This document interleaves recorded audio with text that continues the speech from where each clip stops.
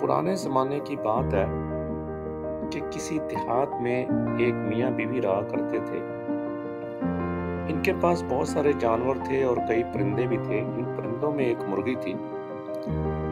इस मुर्गी की खूबी ये थी कि ये रोज़ाना एक सोने का अंडा दिया करती थी। मियाँ और बीवी का अच्छा खासा गुजर बसर हो रहा था, मगर अक्सर वो सोचा करते थे कि शायद मुर्गी के पेट में कुछ सोने की कान है, तो क्यों ना इस सोने की कान को ये एक दिन ही निकाल लिया जाए और रातों रात अमीर हो जाए।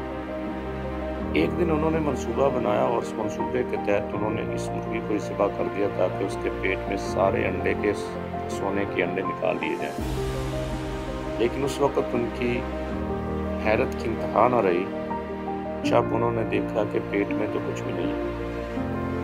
मेरे दोस्तों, ये कहानी हम सब के लिए या उन लोगों के लिए है जो एक प्रोसेस को फॉलो करने की बजाय शॉर्टकट की तलाश में होते हैं और हमेशा नदामत का सामना करते हैं और उनको परेशानी का सामना करना पड़ता है।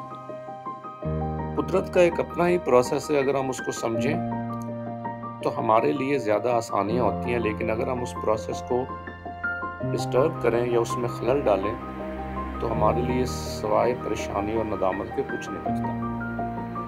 बहुत शुक्रिया। Thank you. अल्लाह हाफ़िज़।